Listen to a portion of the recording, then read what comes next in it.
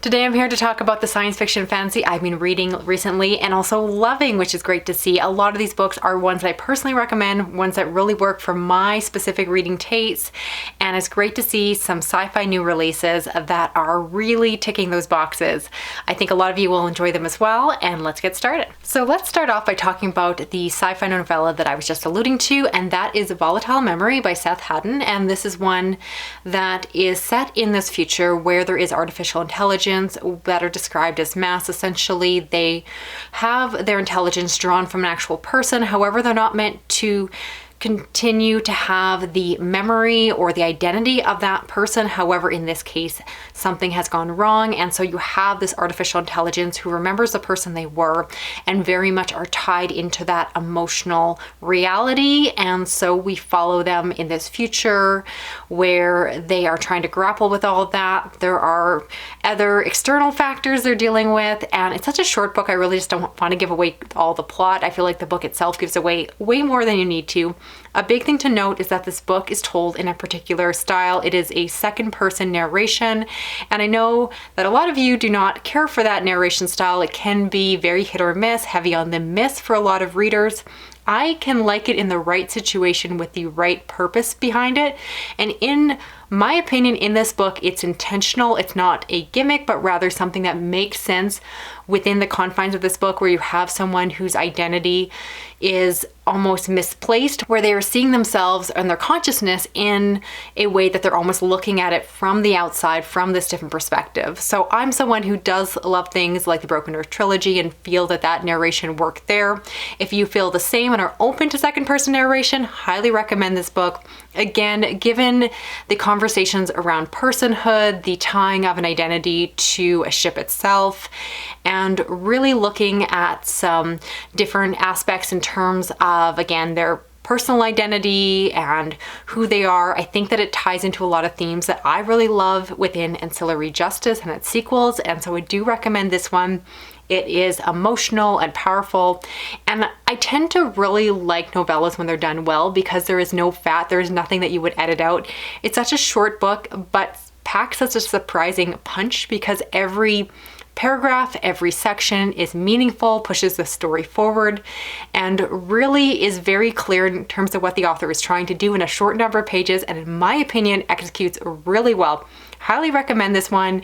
If you've been following my channel, you know that in the last couple of years, I have been pretty hit or miss when it comes to new releases of science fiction. In my opinion, a lot of them have the aesthetics of science fiction without really diving into the deep theoretical part that I love, really using it to explore humanity today and a possible humanity in the future. And this book, in my mind, really does that and does it very well, very meaningfully and intentionally. And if you can't tell, really loved it. What a great surprise. Easily one of my favorite new science fiction releases of the year. And again, if you share my taste, if that sounds up your alley, highly recommend. It is so good. Next, let's talk about some backlist science fiction, starting with The Sundering by Walter John Williams. And this is a sequel to a space opera book that I read and really enjoyed. However, because I didn't have immediate access to the sequel through my library, while I enjoyed it, I kind of let the series go. I then got an opportunity to continue on with the series thanks to my good friend Whitney from The Secret Sauce of Storycraft, who sent me this copy. It has been quite a while since I've read the first book, and I do think that the time between reading the first and the second, unfortunately, did have my experience suffer a little bit, just because while I was really enamored by the series when I first read it, the first book at least, so much time has passed. I have gone into so many other worlds. It's partially why I really strongly believe, for myself at least, that if I like a series, I really should aim to binge through it or read the books as close as possible back to back, because I always say that I don't have unfinished series. I don't feel like there are a bunch of series that I'm in the middle of, because if I'm not compelled to continue on with them, usually that means that they weren't compelling enough anyway. In this case, it was simply me being cheap and not wanting to buy a copy, and so it's really unusual for me to have gone so far between reading the first book and the second.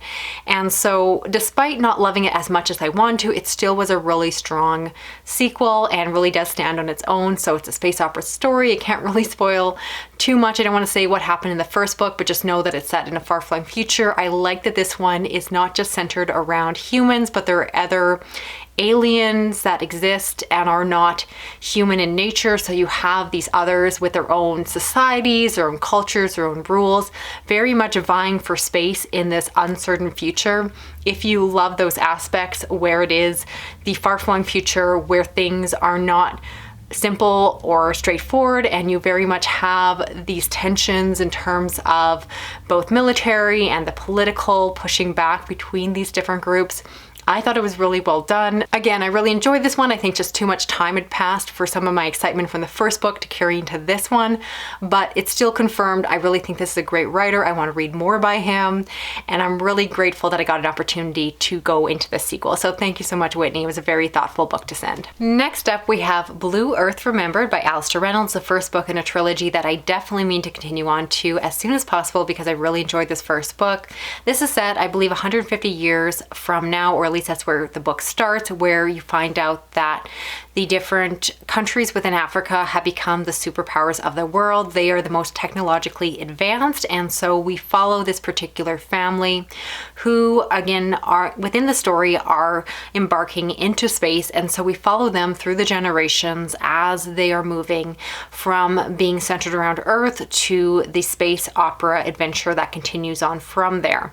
Now, I have been fairly hit or miss with Alastair Reynolds, which is a fairly unpopular opinion to have as a sci-fi book reviewer. I tend to like his books or like his ideas, but I'll be honest, I still haven't had one hit 5 stars for me, for my very niche, picky preferences. However, this is now my leading favorite of his books, which I think is a pretty unpopular opinion. I recognize that there are other books that tend to hit those top favorite lists that everyone watches online, and I pretty much rarely see anyone else talk about this one.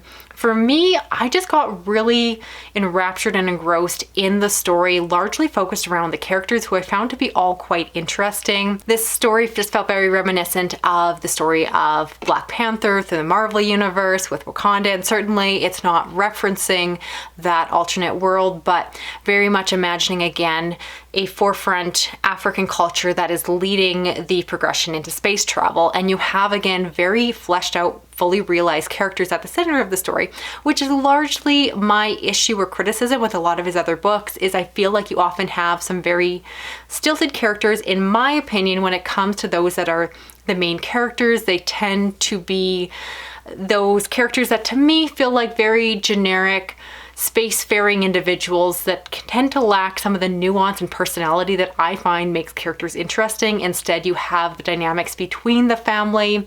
People have their motivations, their weaknesses, their flaws, and that all ties into the larger story. I really, again, became invested, and especially when you have anything that kind of turns into more of a generational story, is I think it's a challenge not just to be invested in the characters, but then to care about what is going to happen to them in the long run, not just a short period of time as a lot of other stories are written. And so because this is framed around the family, I think that the author did a really great job making me care not just about them in the present, but really what is going to happen to them, which is largely why I'm quite interested in continuing on and finishing out this trilogy.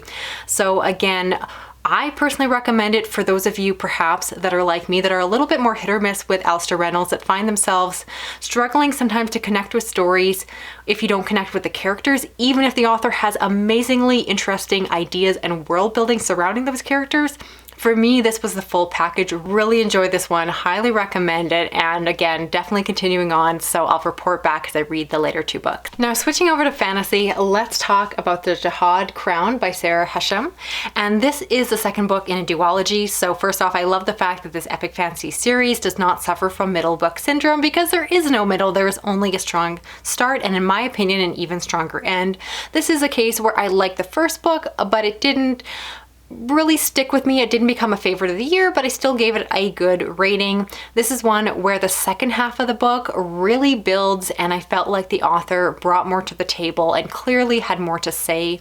This one centers around this young woman who is pushing for her place in power. I don't want to give away too much, especially in the second book, but particularly I'm biased with the second book because it deals with a lot of particular plot points and tropes that I really enjoy seeing in stories where people have to get out of a situation that they're stuck in, and some of the coercion that tends to come with that. Again, I'm being way more vague than I should be, and my apologies, but I had a lot of fun with this one. I thought the character work was quite well done. Again, I liked the character in the first book, but here I felt like she became so much more memorable, empowered, and really standing on her own and not being a Mary Sue, but instead really seeing her have to work through challenges in a way that felt very satisfying to me. I enjoyed the world building. On top of that, I thought the writing is just solid. Again, I remember the writing being good in the first book, but coming back, I feel like this author has again continued clearly to hone their craft, and I did really see a lot of moments, sections, and paragraphs where I just found myself pausing to really appreciate the way that certain parts were written, which is something I really appreciate, especially in a big, chunky, epic fantasy book where there is so much to say, and I do think it's just easy to get lost in the plot and not necessarily always take the time to slow down and appreciate the prose. But really do recommend the series. You do want to start back at the beginning, which again is still good, but if you're looking for a series that just gets better, something that in my mind is a little bit more underhyped while it's a new release, I don't see as many people talking about this series, and I end up really enjoying it, so do recommend it if you're a fantasy reader looking for a female-led story like this. Next up, we have Everybody Wants to Rule the World Except Me by Django Wexler, and this is yet another duology. I'm loving that Orbit is putting out more duologies as opposed to non-stop trilogies, which used to be the thing I saw all the time. This is the follow-up book to How to Become a Dark Lord or Die Trying, a series that of course has really long names and clearly hard to remember for me on camera. But regardless, in the first book you end up with this individual woman who ends up falling into the role as the villain of the story instead of the hero.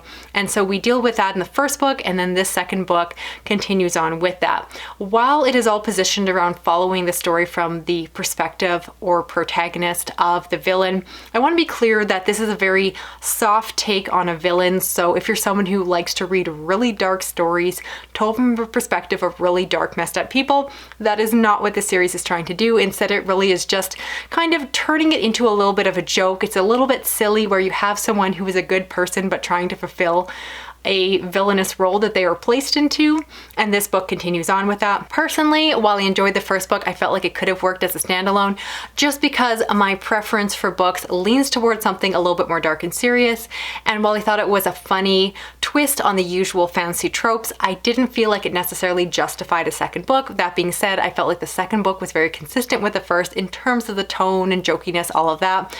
I just am someone who tends to enjoy something before I get sick of it or have too much of it. So again, I appreciate that it's a duology, not a trilogy, but unless you really love the series, I don't think this second book had to exist, but it was still pretty fun.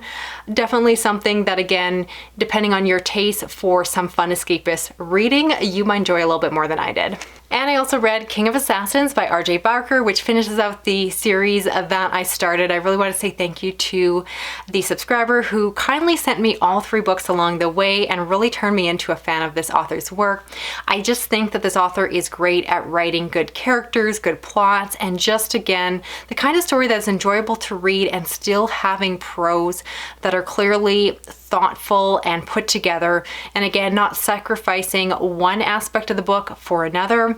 I enjoyed this last book. I didn't have tons to say about it other than it was a good rompy conclusion, and definitely an author that I will be watching out a lot more closely as I come out with new releases, because the series overall was a lot of fun. So thank you again for sending this. And finally, I want to talk about Trail of Lightning by Rebecca Roanhorse, and this is a urban fantasy supernatural thriller that follows an Indigenous woman of Navajo descent that is a monster hunter. So the story follows her on her adventures.